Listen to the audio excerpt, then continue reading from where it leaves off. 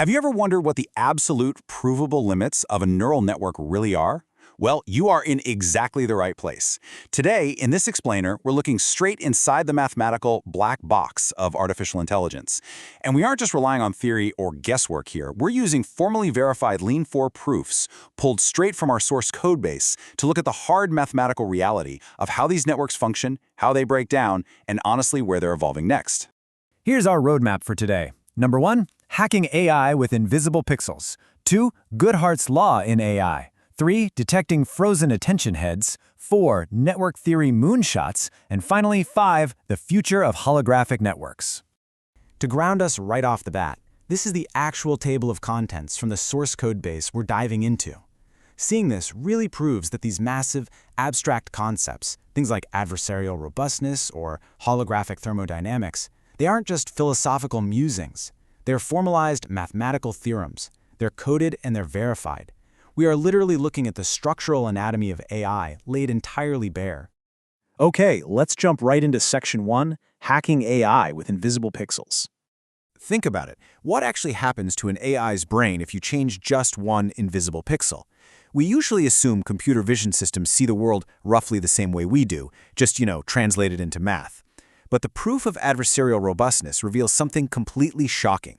They actually perceive the world in a way that is incredibly fragile. Just look at this contrast. You start with a clean image, and the network classifies it correctly with 99% confidence. Absolute certainty, right? But then you introduce an adversarial image. Now, to the human eye, it looks completely identical. Nothing has changed. But mathematically, a tiny, completely imperceptible perturbation has been added.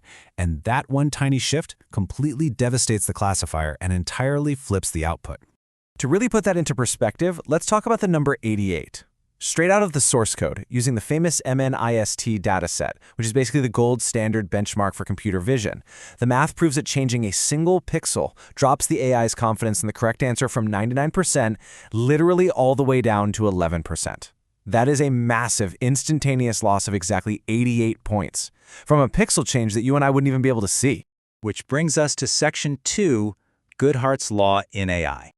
So how in the world does one tiny pixel cause an 88-point confidence collapse? Well, it all comes down to what the AI is actually trying to achieve, which is defined perfectly by Goodhart's law. When a measure becomes a target, agents game it.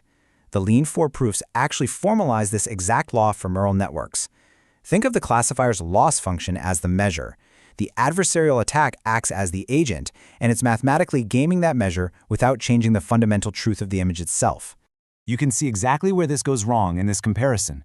There's a huge gap between the proxy, which is just the classifier's internal quality score, and the truth, which is the actual class membership of the image. The AI is optimizing purely for the proxy. It doesn't actually care about reality. So the invisible pixels simply games the proxy and completely bypasses the truth. But hey, it's not all bad news. The math does give us a little glimmer of hope here. The source code introduces this fascinating theorem called the robustness floor. It proves that even the absolute worst adversarial attack can't achieve total certainty of misclassification.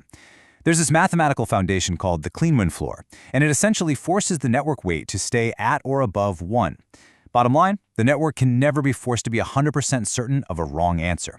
Absolute zero robustness is mathematically impossible. Moving right along, let's dive into Section 3, detecting frozen attention heads. We've just talked about how external inputs trick a network, right? But what happens when the network fails itself from the inside? The source outlines something called an attention saturation sieve. Think of a neural network's attention heads as different parts of its brain trying to focus on various pieces of data. During training, these heads can actually saturate and turn into permanent standing waves. It's a pretty wild visual metaphor pulled straight from the code. The flow of information just totally locks up, and learning entirely grinds to a halt. It's basically AI brain freeze. To actually diagnose this, the Lean 4 source details a very specific 3-step sieve process. Step 1, we measure the variance of weights across training steps. If that number is decreasing, the head is starting to freeze. Step 2, we track the gradient flow. If it decays, the pattern is getting stuck. And step 3, we check for output constancy. A frozen head basically just gives up and blindly repeats the exact same outputs over and over again. And the numbers tell the whole story here. According to the formalized proofs, a healthy, unsaturated head that is actively learning will have a decay rate well under 100. But if an attention head gets caught in one of those permanent standing waves we talked about, its signature violently spikes to a decay rate of 500. Boom. At that point, the head is officially frozen solid, and gradient flow is entirely blocked. Okay, let's blast off into Section 4, Network Theory Moonshots. Having explored the physical limits and those internal vulnerabilities, it's time to look at the bleeding edge. This Lean 4 code visualizes the actual mathematical boundaries that define avant-garde network theory. Categorized right in the codebase as moonshots, these are highly theoretical, fully formalized propositions that push the boundaries of what we understand networks could eventually become. One of the most fascinating of these formalized moonshots is called the aesthetic hypergraph singularity. It proves a sudden, geometric explosion in capability. The math dictates that reaching a hypergraph size of exactly 50 suddenly and predictably unlocks a mathematical aesthetic capacity of 100. It proves that network capabilities don't always just scale up linearly. Sometimes they hit a critical mass and trigger an absolute singularity of capacity. Alongside that is another incredible concept, the holographic thermodynamic bound. This theorem strictly limits the internal complexity of a state by the complexity of its outer edges. So, in plain English, no matter how incredibly complex the inside of a network gets, its total entropy is always mathematically bounded by the surface area of its boundary. It's this profound law that basically applies the physics of holography directly into neural space. Finally, we reach Section 5, the future of holographic networks. This is where all these wild theories come together to answer the ultimate structural question. The final proof in our source material introduces something called tensegrity holography.